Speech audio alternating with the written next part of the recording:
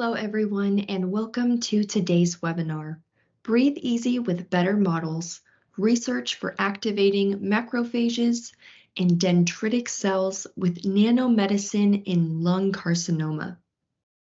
I am Kaylee Bach of LabRoots, and I'll be your moderator for today's event. Today's educational web seminar is presented by LabRoots and brought to you by Curiox. To learn more, visit curiox.com.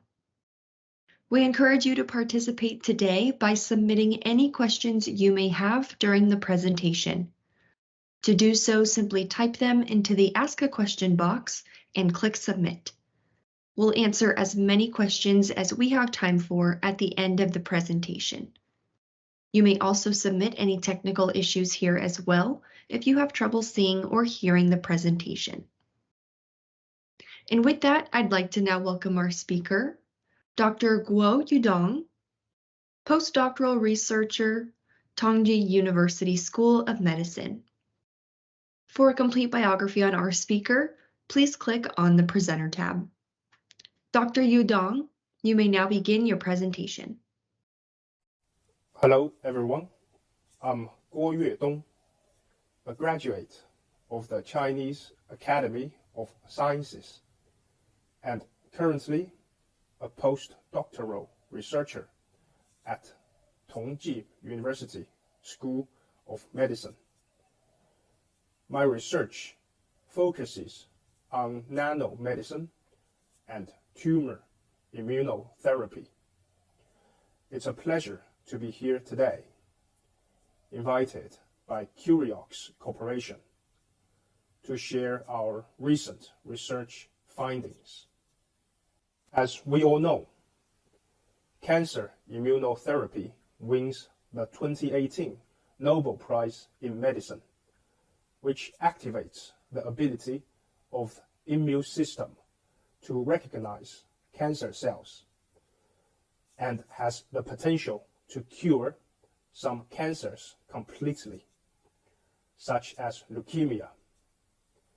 However, despite developments in immunotherapy, such as ICB therapy for T-cell activating and CAR-T therapy, there are still multiple factors that influence the therapeutic benefit of solid tumors immunotherapy, especially lung tumors, a cancer with high morbidity and mortality.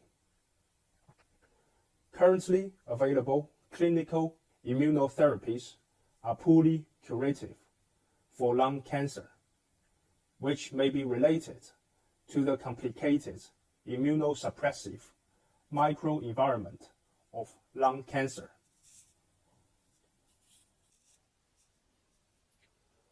On the one hand, there are very few infiltrating CD8 plus T cells in lung tumors, which makes ICB therapy ineffective.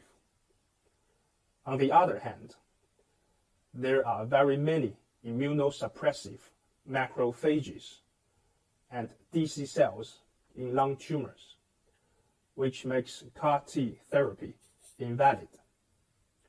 To solve this problem, we need to reverse the function of immunosuppressive macrophages and DCs in the tumor microenvironment so that they can restore the recognition and killing function of cancer cells.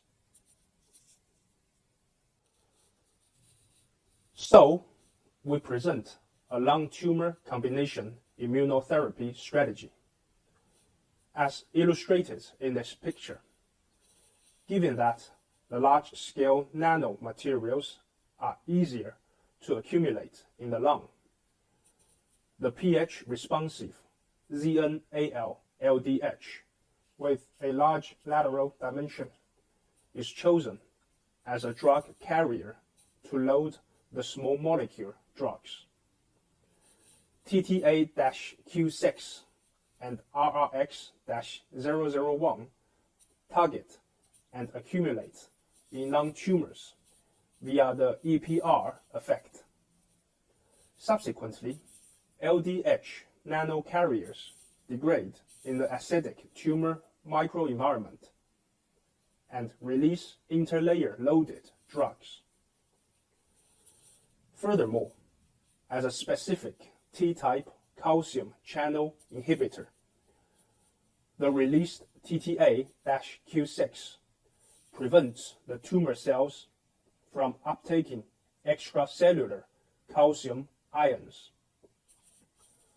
It induces intracellular calcium imbalance, further leading to endoplasmic reticulum ER stress, finally resulting in the translocation of CRT expression from ER to the plasma membrane.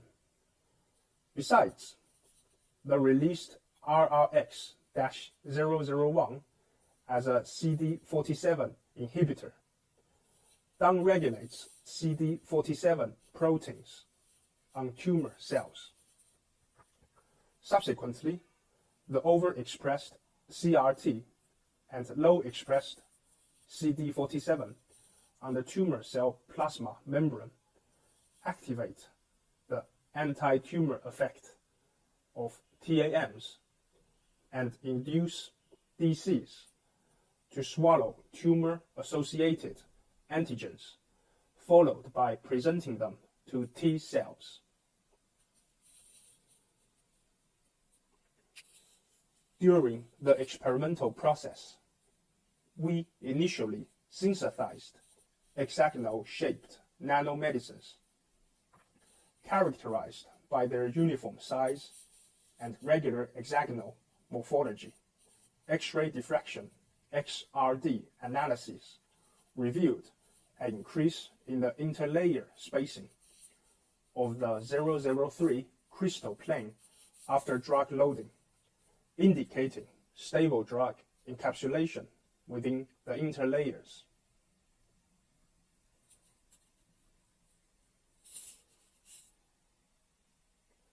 Next, we investigated the pH-responsive drug release characteristics of the nanomedicine by simulating different pH environments of tumor and normal tissues in vitro. After exposing the nanomedicine to various pH conditions for a period, UV spectra of the supernatant were obtained, as depicted in the figure. Subsequently, spectral decomposition based on the distinct spectroscopic features of two small molecule drugs revealed that the LRT nanomedicine selectively released drugs only in mildly acidic environments, ensuring its biological safety. Subsequently, cancer cells were treated with the nanomedicine for a period, followed by the determination of intracellular calcium influx using flow cytometry. As shown in the figure, flow cytometry demonstrated that the nanomedicine could inhibit the uptake of calcium ions by cancer cells from the environment. Typically, depletion of intracellular calcium ions in cancer cells leads to endoplasmic reticulum stress. Further observations were conducted using transmission electron microscopy, TEM.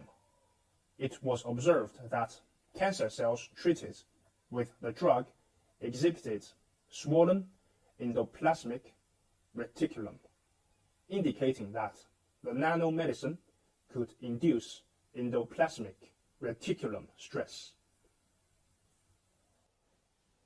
Furthermore, we also conducted Western blotting to determine the expression levels of certain proteins associated with endoplasmic reticulum stress.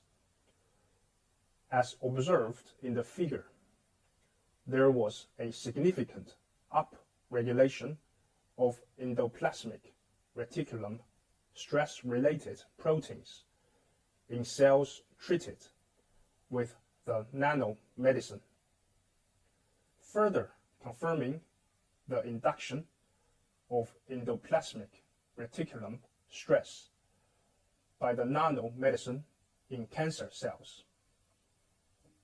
Additionally, due to the loading of two small molecular drugs, LRT could also downregulate CD47 protein expression.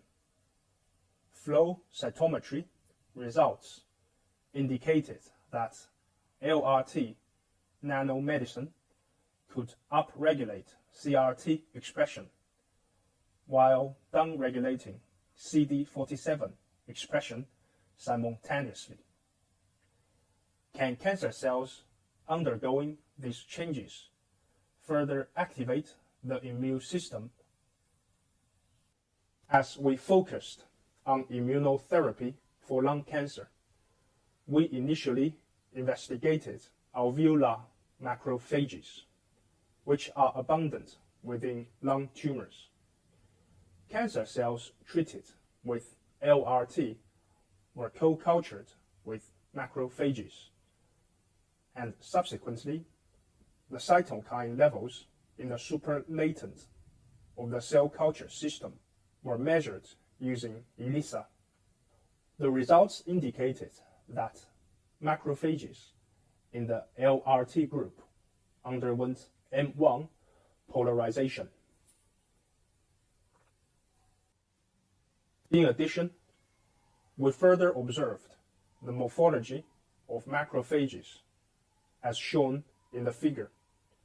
Macrophages in the LRT group exhibited spindle-shaped morphology, further confirming their M1 polarization. Macrophages polarization is typically validated through various methods, with flow cytometry being a commonly used characterization tool. Here, we initially stained cancer cells with CFSE and then co-cultured these stimulated macrophages with the cancer cells for a period.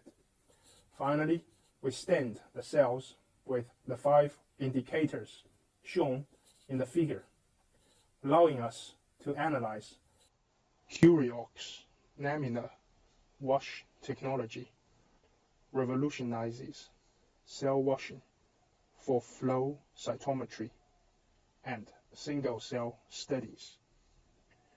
It ditches the traditional centrifuge, known for stressing cells and compromising data. Instead, it uses a special plate with unique features. In each hydrophilic spot, the cells rest gently on these spots, surrounded by water-repellent walls, where they confine each sample, preventing cross-contamination. During processing, the system creates a gentle laminar flow of wash buffer around each spot. This flow efficiently removes debris and unbound reagents without harming delicate cells. This leads to higher cell retention, sharper data separation, reduced stress.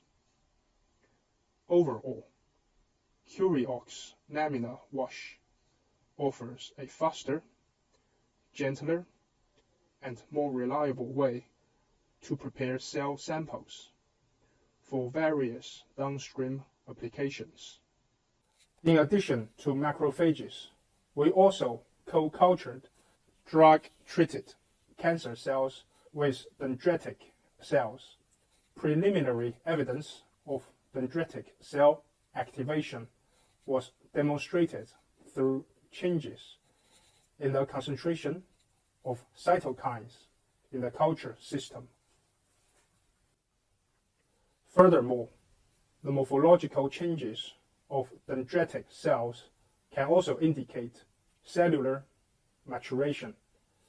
As you can see, dendritic cells in the LRT group exhibited distinct dendritic extensions, providing another perspective on how LRT-treated cancer cells can induce dendritic cell maturation. In addition, we validated the antigen-presenting function of dendritic cells to T cells, as illustrated in the experiment. After dendritic cells present antigens to T cells, the latter initiate a proliferation program. By staining T cells with CFSE, a cytoplasmic dye, the fluorescence of divided T cells decreases multiplicatively. The number of CFSE fluorescence peaks in T cells indicates the generation of T cell divisions. As depicted in the figure, the LRT group exhibited abundant mature dendritic cells capable of significantly inducing T cell proliferation. This finding holds crucial significance for tumor immunotherapy. Subsequently, we established an orthotopic lung cancer model in mice to validate the immunotherapeutic efficacy of this drug. During treatment, we monitored tumor invasion into the lungs using small animal CT imaging. In the CT images, the red areas represent mouse lung tissue, while the void areas indicate tumor tissue. Compared to the control group, the treatment group exhibited a gradual reduction and eventual disappearance of lung voids, confirming the effectiveness of our treatment strategy. Moreover, during the 90-day monitoring period, 5 out of 6 mice remained in good health, indicating complete cure. To explore the potential mechanism of this treatment strategy, we first investigated the characteristics of lung tumors and observed significant microvascularization and immune cell infiltration in untreated lung tumors. This provides a foundation for targeted drug accumulation and immunotherapy. Moreover, after 24 hours of LRT treatment, a downregulation of CD47 expression and endoplasmic reticulum stress occurred in lung tumors, indicating the rapid efficacy of this drug. To further investigate the changes in the tumor immune microenvironment of mice during the treatment process, we conducted a 21-color flow cytometry analysis on the post-treatment tumor tissues. This experiment is quite intricate, and I'll briefly outline the procedure. Firstly, after treating the orthotopic lung cancer mice with nanomedicine for a period, tumors were extracted and processed into single-cell suspensions using enzymatic digestion provided by mutiny. Subsequently, red blood cells were removed using red blood cell lysis buffer, followed by staining, washing, blocking, surface marker staining, and additional washing steps using laminar wash to obtain the final samples. Finally, data acquisition was performed using a Sony spectral flow cytometer. The obtained data were further analyzed using FlowGel for dimensionality reduction and clustering analysis to derive the final results. A detailed description of the experimental steps is provided in our published article for reference. The discovery that LRT nanomedicine can first activate macrophages and dendritic cells, followed by triggering T-cell immune responses, is significant. More importantly, the generation of a large number of memory T cells indicates that LRT therapy can achieve rapid and long-lasting immunotherapeutic effects. In addition to changes in the number of immune cells, we conducted spatial biomarker analysis using multicolor fluorescence immunohistochemistry. We found that post-treatment tumor tissues exhibited immune cells closer to cancer cells, further explaining the excellent therapeutic effects of this drug. As flow cytometry experiments revealed a significant presence of memory T cells within the tumor tissue, we further evaluated this memory effect. By rechallenging cured mice with cancer cells, we observed spontaneous tumor regression, indicating that this treatment strategy can induce long-term immune memory in the body. If what I said is not clear, you are welcome to ask questions. Thank you, Dr. Yuedong, for your informative presentation. We will now start the live Q&A portion of the webinar. So to our audience, if you have a question that you'd like to ask, please do so now.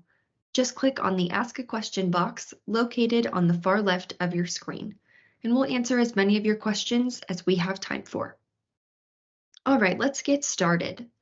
You highlighted the potential link between increased immune cell proximity and enhanced therapeutic efficacy. Can you elaborate on how these spatial changes might translate into improved clinical outcomes for cancer patients treated with LRT? Excellent question.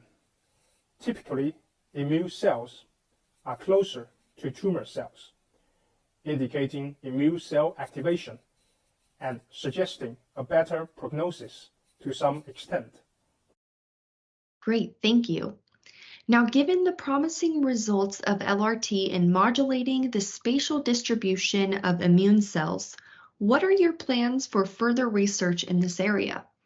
Are there specific aspects of this process you aim to investigate in future studies? Our current research on the spatial distribution of immune cells remains at the observational level without delving into the underlying mechanisms. Going forward, we plan to conduct in-depth mechanistic studies using techniques such as spatial omics. Great, thank you. The data shows that LRT treatment effectively activates BMDCs and triggers subsequent T-cell responses.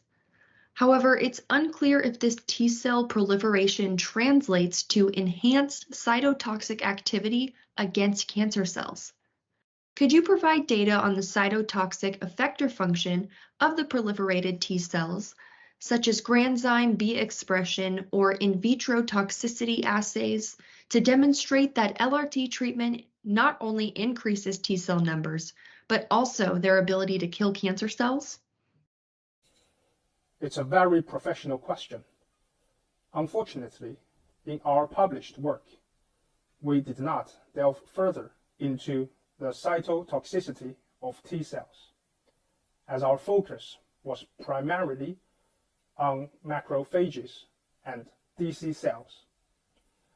However, in our final experiments, we verified the ability of T cells to secrete interferon gamma receptor, which to some extent indicates their cytotoxic potential. Now, following up to that question, do you have any insights on performing the T cell proliferation between in vitro and ex vivo settings? Do you think that there would be major differences?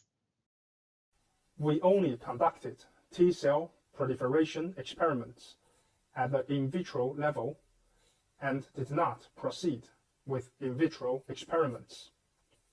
Therefore, I regret that I cannot provide further insight. The laminar wash technology offers an innovative cell washing solution, minimizing cell loss during the washing process. It's user-friendly, and there aren't any specific precautions to note, besides ensuring proper vortex mixing after adding antibodies for optimal staining. Did you notice any differences in the quality of your flow cytometry data after using laminar wash compared to centrifugation? Laminar wash really shows great utility of washing for our flow experiments, as we had to process several mouse organ samples. If you consider the mice model issues, especially for death-inducing tumor mice models, we have to improve our staining process. If you look at mice splenocytes, we found that laminar wash enhances the recovery of major CD8 and CD4 T cells from mice splenocytes, and we can appreciate the challenges of interrogating the central memory and effector T cells. Traditionally, we do look into CD8 TCM and TEM ratios, and they were agreed with our historical data. For the LRT treatment mice, you can observe the huge shift into the TCM and TEM compartments, and we could see precision analysis of residual cell types when we use the laminar wash. We could reproduce this data in several repeats. Thank you, Dr. Yuedong. Looks like we have time for one more question, so we'll wrap up after this one. Based on your experience in this study, would you recommend laminar wash technology for other researchers working with immune cells? If so, what types of experiments or cell populations would you think benefit most from this technology? My study interests are to measure many tumor infiltrates for spatial temporal analysis, and I would make my recommendations based on your important sample needs. In my situation, the mice models present a hefty challenge, both in cost and handling small animals. As you can see from my data, I would think even for conventional sample types, like major lymphocytes for CD8, CD4, the laminar wash presents a reproducibility benefit to temporal studies. When you consider the assurance of measurement for several cell compartments, laminar washes benefits to immunostaining of rare and major cell types alike. I think all users would benefit from reproducible staining. Well, thank you again, Dr. Yuedong, for your time today and your important research. We would also like to thank LabRoots and our sponsor, Curiox, for underwriting today's educational webcast. Before we go, I'd like to thank the audience for joining us today and for their interesting questions. Questions we did not have time for today and those submitted during the on-demand period will be addressed by the speaker via the contact information you provided at the time of registration. This webcast can be viewed on demand, and LabRoots will alert you via email when it's available for replay. We encourage you to share that email with your colleagues who may have missed today's live event. So until next time, take care everyone. Goodbye.